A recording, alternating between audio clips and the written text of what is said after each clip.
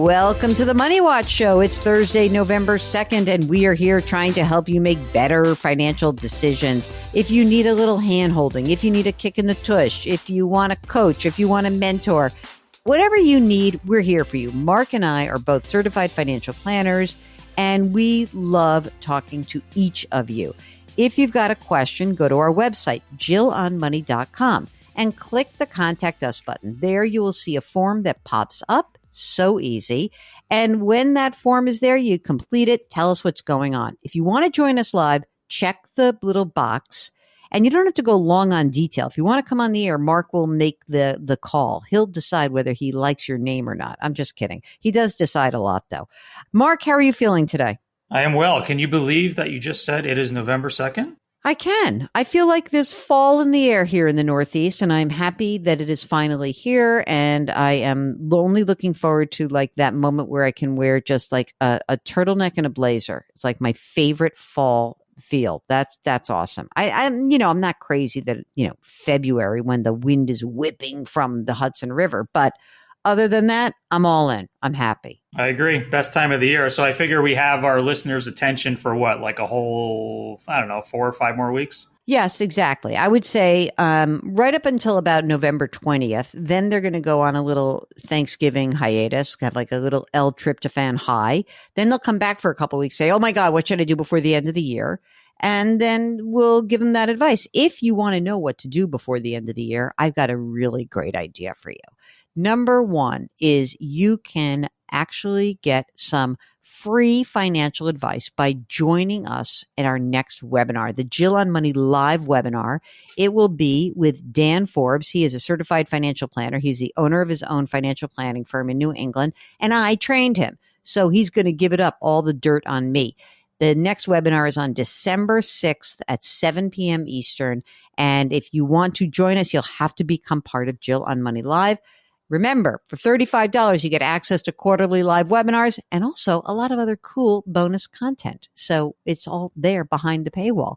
All right. Now let's get to our listener right now. Oh, I didn't even ask our listener if the listener was okay with this. So I'm going to just say, can I say your name? Shall I say your name? Not your full name, just your first name. Yes. Okay. So Jen, welcome to the program. How are you? Thank you. I am well and excited to talk to you. Where are we talking to you from besides in your car? Because we know that you're in your car. South Carolina. All right. Go Gamecocks. Is that right? That's one of them. All right. Well, which one are you? Who should we be rooting for? Well, you can sway us. The Tigers do better overall, I believe, if you want to go with the winning team. All right, let's do it. I hop on that bandwagon any old time. So, Jen, what brings you to us today? My husband and I are at a point in our lives now where we're considering how to best environment and our kids' college. And we have a plan, but we want to make sure our plan is a good one and would really love your expertise and thoughts on it. Okay, so tell us about yourselves. How old are you guys? We are both 50. Okay. How old are the kids? 16 and 13. Are they in public school or private school right now? Public school. Okay. You guys are both working right now? Yes, we are. How much do you guys earn together? $165 per year. Okay, great. And are you making contributions to retirement accounts?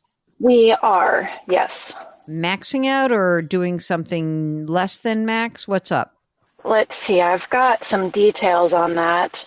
So we have totals currently saved in our IRAs, 500. Say that one more time. 500 and how much? 22,000. All right. That's great. So 522,000 in retirement savings. What else have you saved? We have 55,000 in CDs. 113,000 in brokerage accounts. What was that in the brokerage? How much in the brokerage? 113. Yeah. And you guys just manage that yourselves? Yes. Great. And what about when you look at all this money that you've saved? Did you take a specific amount and put it away every single month, or was it ad hoc? It's really been ad hoc. Okay. And we just haven't spent much, and my income has increased, and we haven't increased our spending. So it's just accumulated, and I've been trying to be more proactive about how I can put it to good use to achieve goals. And then in addition to that, I've recently come into some money, and that's $300,000 in cash. I'm trying to figure out what to do with that. And that's where this question came up of, well, maybe that is savings for the college. Mm-hmm. Okay, and then in terms of other monies that are out there, there's a total in 529 plans of $75,000. Wow, that's great. You made it sound like you had no money saved for college. You did a good job. Thank you. And then, and that's been monthly. We just that's an automatic contribution of $6,000 per year total that we put towards that. Do you think that, $75,000 total between the two kids, do you think that, ideally you would like to save for a public or a private college experience? A private college experience. So you really want a private college? Well, it's not that I have a vision for what I want them to do, but we want them to have options. But I mean, we're obviously short on time for the 16-year-old, right? I mean, the 16-year-old's a sophomore, is that right? We have two other investments that I wanted to tell you about, which were our original kind of college investments, and they're both rental properties. Oh, okay. Wait a second. Hold on. Rental properties. Rental property number one. What is it worth? It's worth $326,000. Is there a mortgage on it? There is no mortgage. Okay. And rental property number two, what is that worth? $324,000. And is there also no mortgage on that, or is there a mortgage on that one? That one, we still owe $90,000 on that one. And the interest is 5.75%. I think it's called a balloon payment or something. Yeah, what is that? Yeah, it's due on May of 2027. Although in talking with my banker when I originally got that mortgage, he had said if I was consistent with payments, which we have been every month, then it would likely be renewed. But of course, I don't know what the interest rate would be at that time. Would you say that one or the other property is easier, or are they kind of the same? Like, how do you view them just generally as like the upkeep, the operation of these two properties? Yes, the one with the mortgage is definitely more work. Okay. Although it's more work that we're willing to do. And what our plan had been was that each child got a property and we would sell it when we needed it, and they would have the proceeds to go towards their college. Mm-hmm. But now we're thinking to reverse that and to hold on to long term, continue to, get the rental income and then use the cash on hand to go towards college.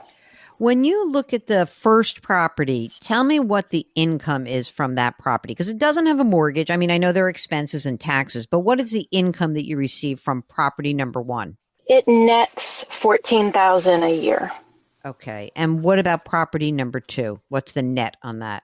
Negative. It's -5. It's negative how much? Say it again. 5,000.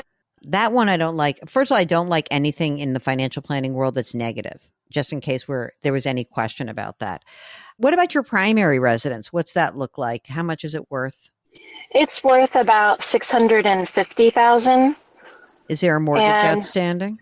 We owe $160,000 at 4%. Okay. And is that a house that you guys like? You want to stay in that house? It is. We do. Okay. Do you guys have life insurance and estate planning and all that good stuff done? We do. Okay. Let me put this out here. Let me reframe it for everybody who's just been dozing off or eating and doing something fun. Mark's probably eating almonds right now. I just want to make sure he's on track here.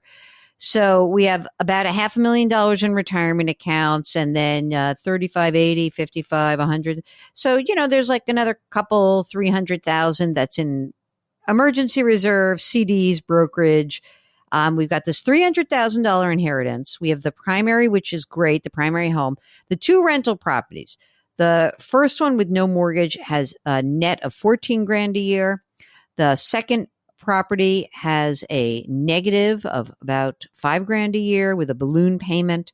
So, Mark, what should we do to maybe take advantage of the fact that this cash has come in right now, and we know we have college coming up, as well as think about what is the best use of these 2 rental properties?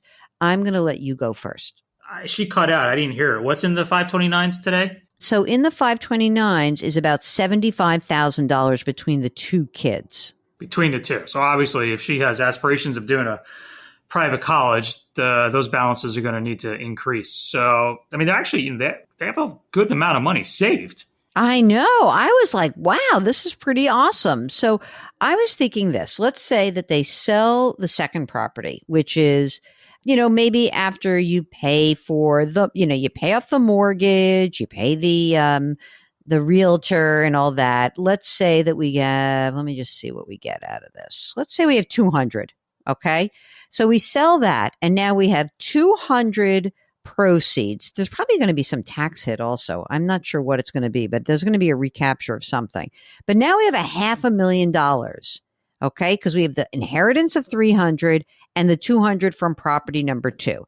Now, of that $500,000, how much should go into the 529 plans?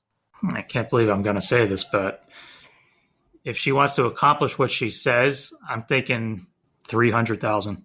Yeah, I was going to say half. So I was going to say 250 and 250. So I was going to say, of the 500 that's there, remember, gang, this is how we got the number. We have the inheritance of 300,000. We're encouraging her to sell one of the rental properties and come up with the extra, have 200 grand. Now there's $500,000 in cash available, of which we believe there's going to have to be at least 250 grand. If she wants to have a private education that we've saved for, 250 grand. I wouldn't even do the whole 250, by the way, because I have I think that we're going to know more about the 16-year-old and where that kid is heading for college. So that's why I didn't want to, go crazy with too much. But if we were to put, let's say 125 into the 16-year-old and maybe 125 into the 13-year-old, and now we got some money, and now we're going to see where these kids go, right? At least if you have that, you've got 2 kids. If they both go to public universities, I think we got that covered and maybe then some. And the rest of the money, I think, should go in the brokerage account. I'm not entirely certain about the rental property, number 1, but I don't want to have like some big, huge, like, oh, we're going to sell all this stuff at once. Because when you look at a $14,000 income on a $326,000 investment, I mean, it's okay. It's not great. Doesn't knock me over. But Jen, it really depends on whether you think you can kind of squeeze more out of that rental property over time. That would determine whether or not I would keep it. But otherwise, if you've got $500,000 in cash, 300 from the inheritance, 200 from the sale of the first rental property, you front load these 529 plans. You've got to check with the plan, because each plan will have a lump sum amount that you can fund for the following 5 years usually. Make sure you comply with that. And then both of the kids are set. And then you guys, so you have 250 that goes towards education, 250 to beef up your inheritance. And let's see, I hope that maybe you don't even need that. And from there, you should feel really comfortable about your own retirement, because based on what you're telling us, making $165,000, you guys are killing it in terms of savings. And I don't see a downside, Mark, on they're really in great shape because they have put so much money away. And we know that they're really good savers because they have no mortgages, right? It's incredible. I mean, again, another example, they make good money, but they're not making hundreds and hundreds of thousands of dollars, and they've saved a lot of money. a ton of money. So I think that I'm very comfortable that this is like a good game plan going forward. I really just want to make sure this rental property, if it's like no big deal, it's fine. But I just want you to remember that if you had the money from that rental property freed up, that's always a possibility in the future. I wouldn't necessarily do much with it now. I would hope that we can get you a higher net income over time from that property to make it work a little bit better. That's just my 2 cents. Otherwise, I think they're doing a great job. I really do. All right. So if you, like Jen, have this strange opportunity where there's cash that is available and you need some help figuring out the allocation of like the priorities, college, retirement, etc., then all you need to do is get in touch with us. Go to our website, JillOnMoney.com, hit the contact us button, complete the form. If you want to join us live, check that box. Mark does everything else. Don't forget, all of our content lives on the website, including my favorite, the free weekly newsletter comes out every single Friday. So if you were a subscriber, you would get that newsletter tomorrow. Isn't that exciting? All right. For now, I know tomorrow we've got a jobs report. If it comes in really weird or strange, I'll give you an update on that. But I think the job market has been confounding everybody. So economists are scratching their heads saying, why are things so good? I'm just happy that they are so good in general. And that if you have a job offer, an opportunity, and you want to pass that by us, let us know, of course. All right. Mark Talercio is the co-host, the executive producer, and the king of all things web. We are distributed by Paramount Global. We drop our episodes every Tuesday and Thursday. Put your hands metaphorically on someone's back. Change your work, change your wealth, change your life. Thank you for listening, and we'll talk to you next week.